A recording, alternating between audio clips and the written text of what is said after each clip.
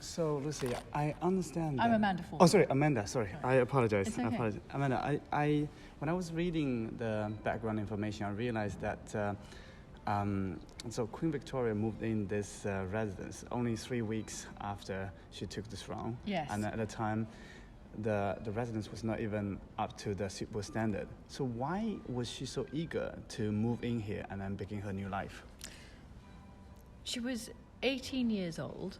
She lived in Kensington Palace, which had bad memories for her. She'd been very unhappy as a child, and she needed to move into the residence of the Queen. And this was going to be it. And being young, she didn't want to wait. It was all very exciting for her.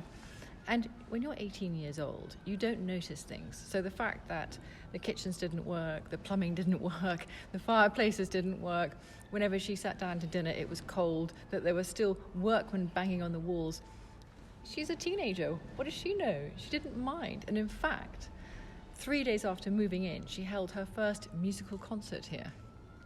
And then do you think it turned out well, even though at the time she didn't know much about it? She moved in, and I think she did a lot of investment and then kind of readjustment for the residents. And then do you think her efforts, what she put in, has brought Buckingham Palace, as it is today, one of the most famous residences in the world?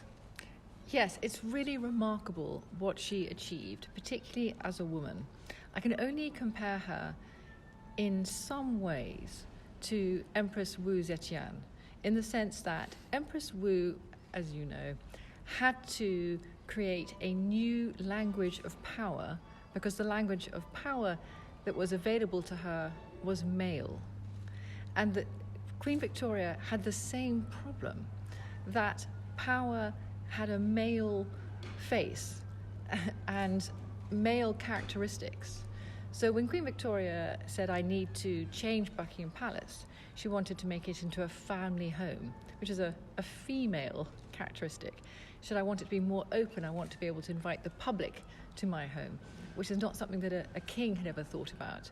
And she had different values. She wasn't interested in being the leader of an army. She wasn't interested in appearing to be strong or wealthy or to have noble birth. She wanted to have the values of family, duty, loyalty, and public service. And so the way she designed Buckingham Palace reflected those virtues. So, for example, she built the very famous balcony that's on the front of the Buckingham Palace. And that is a very important tradition that she created that is now world famous.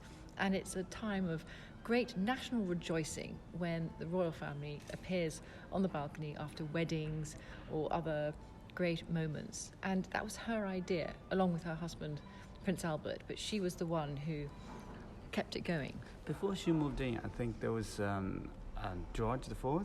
Yes. And also there's another William. Yeah, there was William IV and George IV. Yes. And they don't seem to be very keen to move in. And then the property, the residence was abandoned for 7 years. Do you think it's fair to say, in a way, that she revived the Buckingham Palace? Oh, very fair. She saved Buckingham Palace and transformed it. And by transforming this building and making it bigger, more welcoming, much more inclusive for the community, for the country, she transformed the monarchy. And the monarchy that we know today is her creation. It's much more open. There's a real relationship with the public. There's an expectation that the monarchy exists for public service, to serve the country. And that was her idea.